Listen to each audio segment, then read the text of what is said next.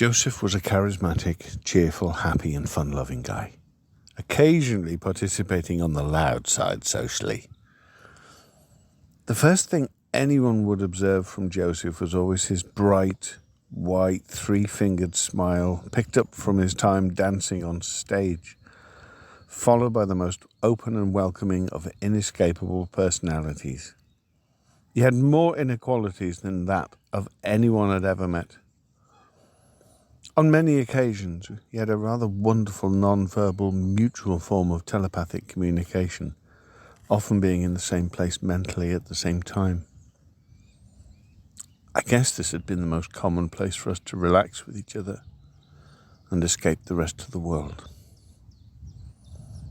Often these had been times of our deepest thoughts and emotions, silently expressing our future losses with each other, sharing our sorrows, love, and most importantly, our togetherness.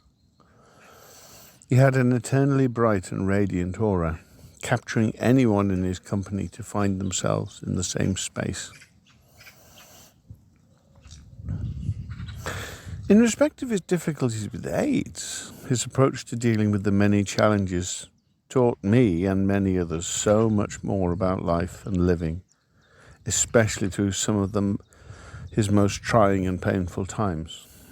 He was, to me, and still is, an incredible positive inspiration to the future. He seldom gave an indication of where he was emotionally, particularly in the most difficult, life-threatening circumstances. And yet, when I could reach him deep into his eyes, it was clear to see his struggle. The quilt presented for Joseph had many meanings to us both. Some of the ideas came about in conversation prior to his death. The sun, the moon, and the stars represent the most precious gifts anyone can hope to accomplish, to offer to another person out of love. I hope, in some strange way, he can receive this gift through the energy from this quilt.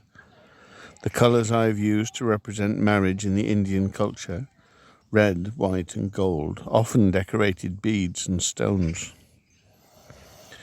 We both shared similar interests and beliefs in the primitive aspects of Middle Eastern philosophies and a desire to have travelled it together. This is a symbol of our unity and marriage.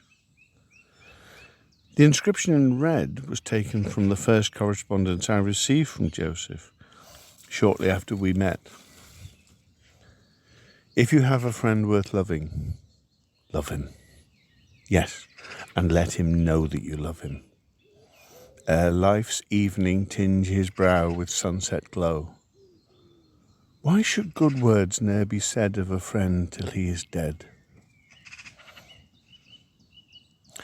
The hand-painted cherubs are a personal input of the affections to Joseph. They offer peace and serenity with all my love. I have felt Joseph's presence during every second while sewing this quilt. Working on this panel fulfilled another adjustment to his death, helping us to be more at one and at peace. I now feel secure knowing he's close by where I can visit him. Thanks to the Quilt Project for all I received in this experience. Gabriel Duffy.